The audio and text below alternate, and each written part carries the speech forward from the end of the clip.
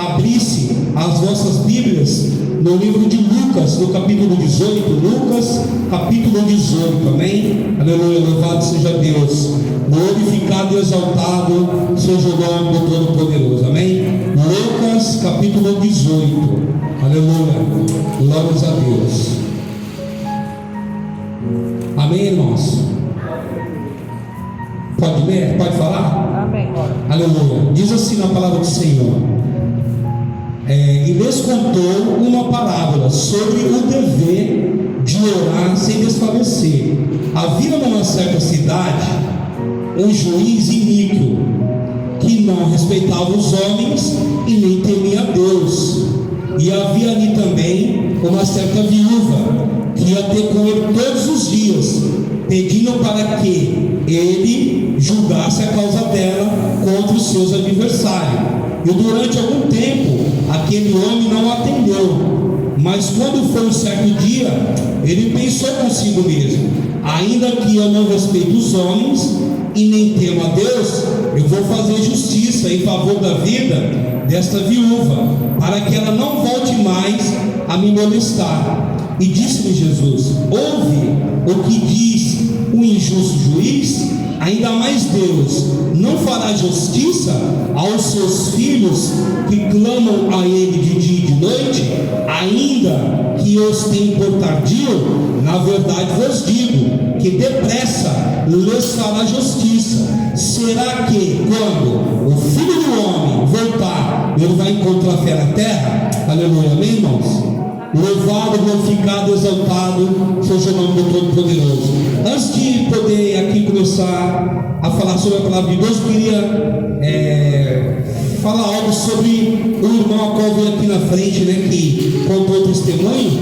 Eu quero dizer, eu creio em nome de Jesus, né, se ele permanecer firme mesmo com o Senhor, nos caminhos de Deus, eu pude ver nele assim, ouvindo ele aqui, que ele já tem jeito já, viu? Com certeza ele vai ser um pregador da palavra de Deus, amém? Eu creio, já tem jeito para isso aqui, porque, né, pelo que ele veio aqui e falou, da maneira como ele se expressou, com certeza Deus vai usar ele grandemente para poder estar pregando, anunciando a palavra de Deus, amém? Então a palavra de Deus nos diz, né, que, aleluia, louvado seja Deus, que havia um juiz, né, que esse juiz era um juiz iníquo, né, ou seja, um homem injusto, que ele não respeitava os homens e nem temia a Deus. Porque quem sabe talvez aquele homem, por ele ser juiz, ser um homem importante, quer dizer, ele pensava com ele mesmo, né? Quem sabe talvez que ele não precisava de nada e ninguém, que ele estava acima do bem e do mal, né? Então por esse motivo ele tinha esse comportamento de achar que não tinha que respeitar aos homens, nem muito menos temer a Deus. E nos diz ali que havia ali uma viúva, que ia ter com ele, né, todos os dias, pedindo para que ali então ele julgasse ali a sua causa. Nesta noite eu não sei, né, qual é o teu problema, a tua dificuldade, eu não sei o que você está passando e enfrentando, amém? Aleluia. Ali na palavra de Deus nos diz que aquela mulher tinha uma causa a qual ela levava até aquele juiz.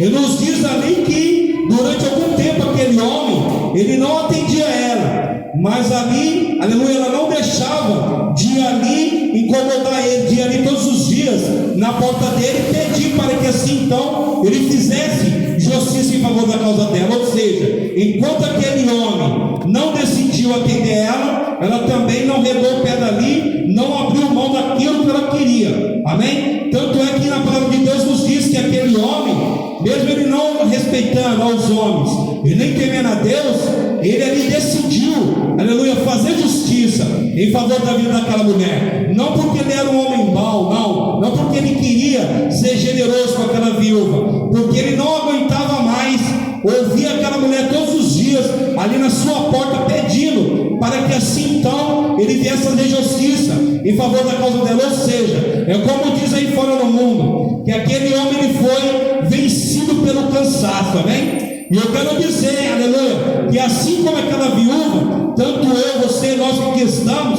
nós também temos que perseverar, amém? Temos que continuar orando, clamando, pedindo a Deus aquilo que nós realmente estamos necessitando e precisando, amém? Porque ao contrário desse juiz, né, que queria se livrar daquela daquela mulher que foi vencido pelo cansaço, o nosso Deus não, como Ele me vê você, vê a cada um de nós, de joelhos dobrados, orando, pedindo para que assim então, Ele venha entrar com providência, do alto santo em favor das nossas vidas, para que Ele venha fazer justiça, por nós Ele se alegra, amém? Deus, Ele se alegra de ver um filho dele, uma filha dele, realmente com os joelhos dobrados, aleluia, orando e pedindo a Ele, para que assim Ele venha fazer, aleluia, justiça em favor da vida deles, aleluia, louvado seja Deus, porque na própria palavra de Deus, lá, aleluia, em Mateus 7,7 diz, né, que aquele, aleluia, que busca encontra, o que pede, ele recebe, o que bate, aleluia,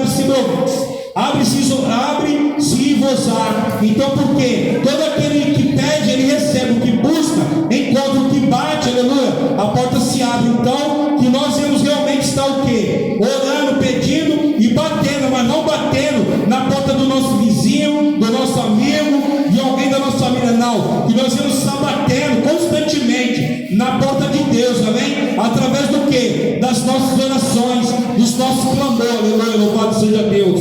E ali então, aleluia, louvado seja Deus, Jesus mesmo ele disse: olha, ouve o que diz o injusto juiz. Ainda mais Deus, Ele não vai fazer justiça aos seus filhos que clamam a Ele de dia e de noite, ainda que nós tenhamos portadio, aleluia, louvado seja Deus, porque nós temos que entender que tem coisas que nós pedimos a Deus e Ele já não responde de imediato. Tem coisas que nós pedimos a Deus, não é que Ele não está nos ouvindo, amém? Mas Deus, Ele está nos preparando para poder receber aquilo, aleluia, que Deus Ele tem para nos dar, amém? Aleluia, louvado seja Deus, porque Deus, Ele não tarda e não falha, Ele chega na hora exata. Na palavra do Senhor, lá em 2 Pedro, aleluia, no capítulo 3, verso 8, está escrito: portanto, irmãos, não ignorem essas palavras, porque um dia é como 1000 anos para Deus, e 1000 anos como um dia.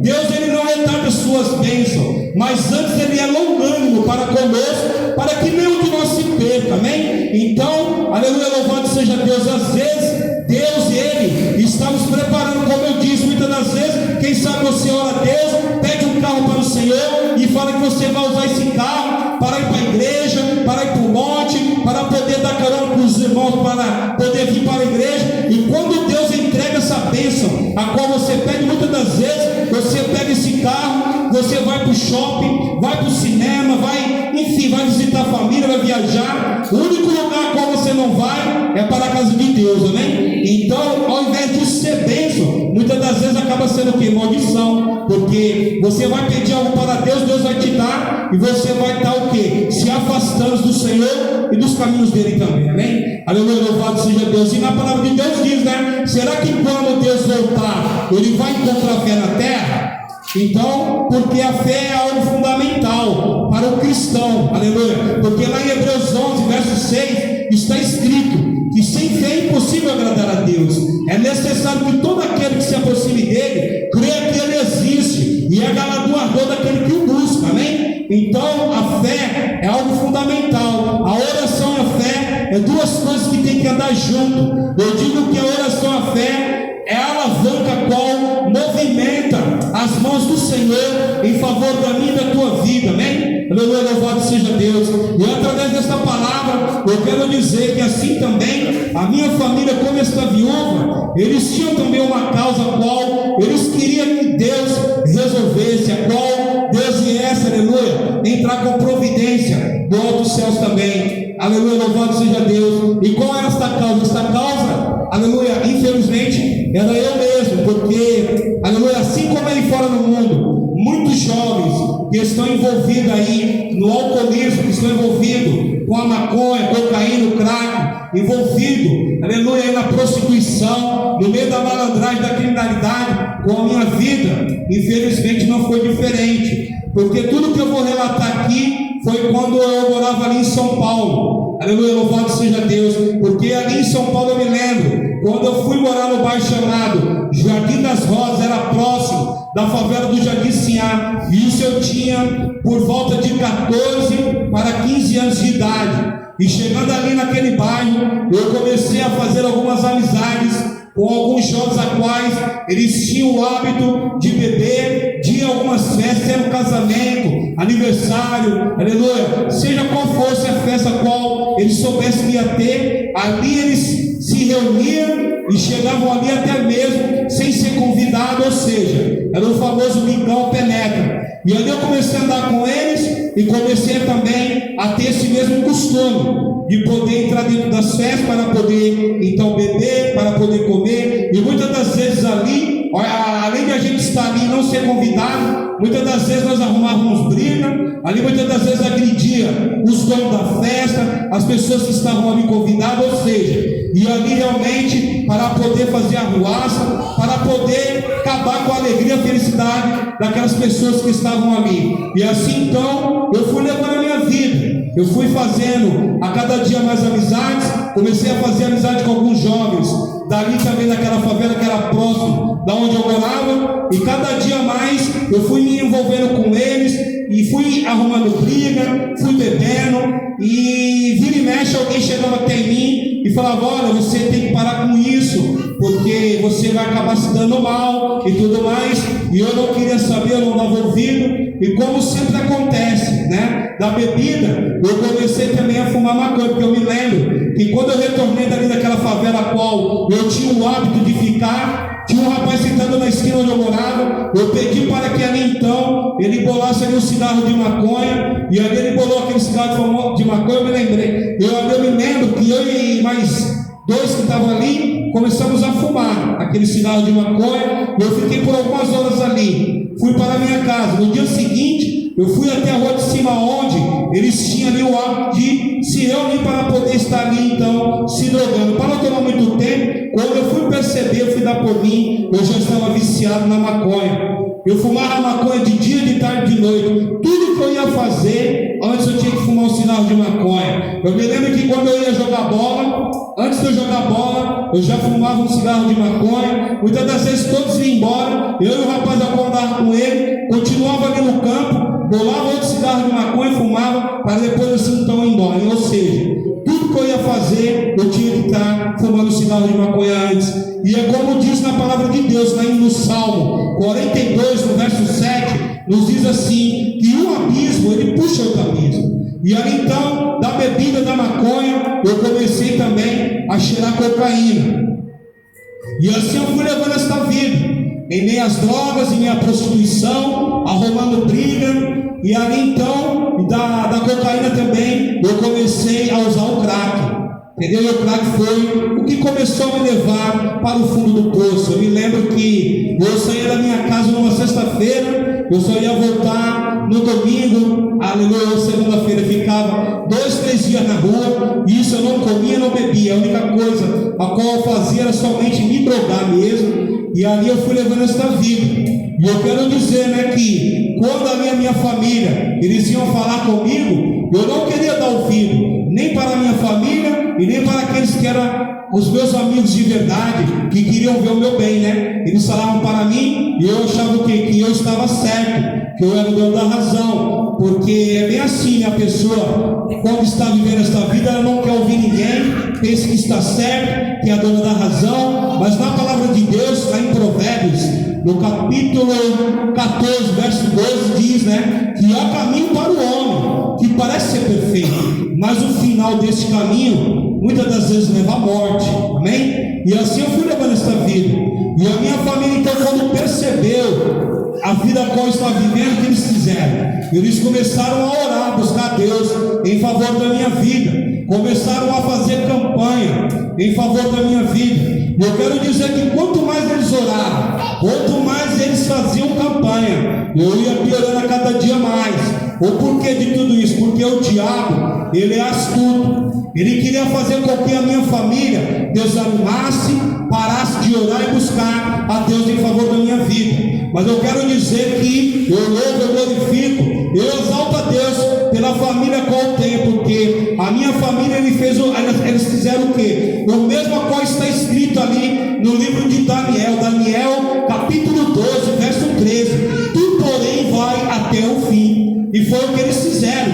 Eles perseveraram, continuaram orando, clamando, buscando a Deus, fazendo campanha. porque eles sabiam, aleluia, que Deus podia, aleluia, reverter aquela situação, sabia que Deus podia, aleluia, me tirar daquela vida a qual eu estava vivendo. E eu me lembro que muitas das vezes a qual, aleluia, eu voltava, né, para minha casa, minha irmã chegava até mim e falava: olha, Deus usou aqui um irmão, uma irmã, e mandou te dizer que, aleluia, Deus, Ele está fechando a tua sepultura, Deus está te dando o livramento de morte. E assim como aí foram no mundo muito jovem, que era como eu era, eles têm maneira de bater no peito e dizer: olha, eu sou isso, aquilo outro, eu faço e aconteça, eu sou sangue bom. E eu também falo essas coisas, mas eles não são nada, assim como eu não era nada. Mas hoje, para a glória de Deus, eu posso dizer o que está escrito lá em Filipenses 4, versículo 13: eu posso todas as coisas naquele que me fortalece. Amém? Aleluia, louvado seja Deus. E assim então, eu fui levando esta vida, piorando a cada dia mais. Eu me lembro que eu comecei a pegar aquilo que eu tinha, em questão de roupa, calçado, aquilo que era meu, eu comecei a pegar, a vender para poder assim então me drogar, porque ainda bem que eu não tinha o hábito, o costume que muitos têm, que é de roubar para a família, de roubar as coisas dentro de casa. Isso eu não fazia. Eu comecei a dar fim naquilo que era meu, e quando eu não tinha mais o que vender para poder me drogar, eu me lembro, eu comecei a ir de um ponto de ônibus ao outro. Nesse tempo, era o tempo a qual a condução era pago com passe, né? Aleluia, eu me lembro, eu pedia de um ponto ao outro um dinheiro para um passe, enfim, para poder assim então arrumar um dinheiro, para poder assim então me drogar. E assim eu fui levando esta vida. E ali eu me lembro que a minha irmã me fala que foi uma irmã, e ali ela abriu a palavra de Deus, e ali saiu a prisão de Paulo, aleluia. E ali a irmã falou: olha, Deus vai tratar com a vida do teu irmão, ele vai ser preso, mas não olha para Deus ter misericórdia não. Deus, ele vai começar a trabalhar na vida dele. E antes de acontecer isso que aquela mulher de Deus havia falado, eu me lembro que eu fui para um outro bairro, né? Eu junto com um conhecido meu, ali arrumamos uma briga com o rapaz, ali agredimos aquele rapaz. Depois de uma semana, eu estava na esquina onde eu morava. Quando eu olhei para cima, eu vi aquele rapaz com mais 3. E ao invés de eu sair dali embora, não, eu fiquei, porque eu era metido a valente, tudo eu queria resolver no braço. E ali eu me lembro que quando eles se aproximaram de mim, perguntaram se eu era o surfista, né, que eu tinha esse apelido na época, e eu disse que era eu mesmo. Quando eu fui partir para cima deles, aquele rapaz, ele sacou um revólver, e ali por 2 vezes ele atirou em direção do meu peito. Por 2 vezes a minha bala não saiu, e foi então quando eu saí correndo e tomei 3 tiros na perna esquerda. Eu tenho 3 marcas de tiro na perna esquerda. Esse foi o primeiro livramento de morte, a qual Deus me deu aquele dia. E ali eu saí correndo e atravessei para o outro lado, eles foram embora. E naquele mesmo dia havia ali uma irmã, ela era da congregação, estava orando. Deus incomodou aquela irmã para que orasse em favor da minha vida. Aquela mulher ficou ali, entrando, aleluia, em debate com Deus, porque ela não queria orar em favor da minha vida, pela forma qual eu tinha. E o filho dela andava comigo às vezes, então aquela mulher não gostava de mim. E naquele dia eu passei correndo na frente da casa dela. E ela soube daquilo, passando alguns dias, ela foi até a minha casa, para poder assim, então, me pedir perdão, amém? Porque, infelizmente, é o nosso dever, né, de poder orar, porque muitas das vezes, muitos criticam, julgam, esse aí é viciado, é ladrão, esse, aquilo outro, tem que morrer, né? Mas não, mas Deus, ele, como o pastor falou, Deus, ele enviou o Filho dele para a humanidade, amém? Para que aqueles que estão perdidos, eles venham se achegar também, até a Deus venha ser salvo, aleluia. E ali depois disso, se cumpriu, aleluia, aquilo que aquela mulher falou, porque eu estava retornando ali, da onde eu ficava na favela, e tinha 2 conhecidos meus, e próximo dali abriu um comércio. Eu não sabia o que ia ser, ali eu escalei aquele sobrado, arranquei alguns telhados. Quando eu entrei ali, havia algumas balanças, alguns bujões, algumas coisas ali dentro, e aquele rapaz olhou agora, eu falei: olha, agora que nós entramos aqui, o que tiver, nós vamos levar tudo. Ou seja, quando colocamos aquilo para fora, aquelas coisas, quando eu desci daquele sobrado, eu fui negociar com um vizinho ali próximo, aí aquele meu amigo falou que vinha vir no carro, e quando eu olhei para o lado, para minha surpresa, eram 2 viaturas, ali eles nos abordaram, e ali eu fiquei mais ou menos uma hora ali na mão daqueles policiais, eu e aqueles outros dois, ali apanhando. Foi então quando eles nos colocou dentro da viatura, ele nos levou ali para o distrito 41, isso lá na Zona Leste também. Louvado seja Deus. E chegando ali dentro daquele presídio, eu lembro que eu não conseguia movimentar o meu braço esquerdo da surra que eu tinha tomado, que o meu braço ficou paralisado. E a minha irmã, quando foi me visitar, ela falou que eu estava com hematoma, até dentro da orelha, das borrachadas, das pancadas a quais ali, aleluia, eu tinha tomado daqueles policiais. E as minhas irmãs continuou orando, buscando a Deus. E Deus falou: olha, Deus usou o irmão e falou: Deus vai tirar o teu irmão daquele lugar.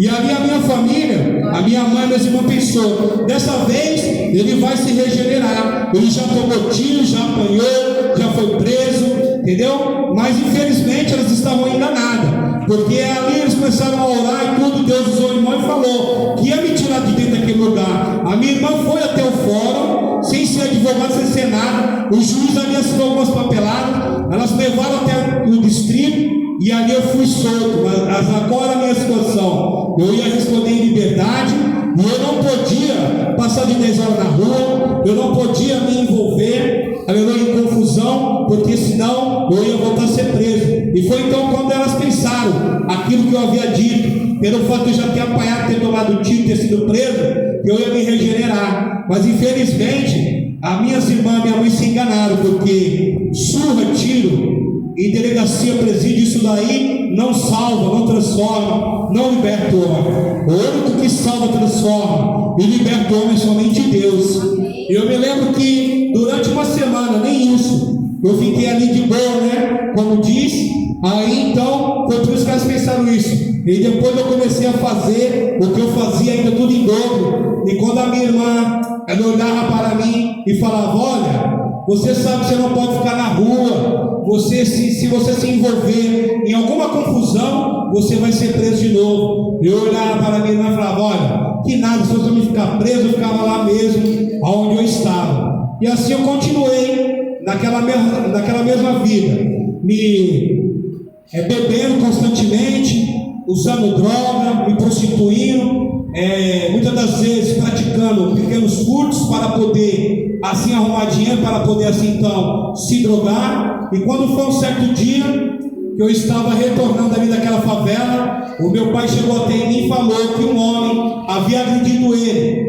E ali eu falei para que meu pai fosse embora, que eu ia comprar a briga, como diz aí fora no mundo. E quando aquele homem, ele saiu do bar, por ele ser um homem muito alto, ele era muito forte, e por eu devido ser um usuário de droga, como eu disse, eu tenho maneira de dizer, eu era só pele e osso, porque a pessoa que fuma o crack, a única coisa que ela faz é somente se drogar e beber. Ela não dorme, fica acordado noites mais noites, somente se drogando e bebendo. Então, eu não vi outra maneira de resolver aquilo, a não ser pegando uns pedaços de sarrafo.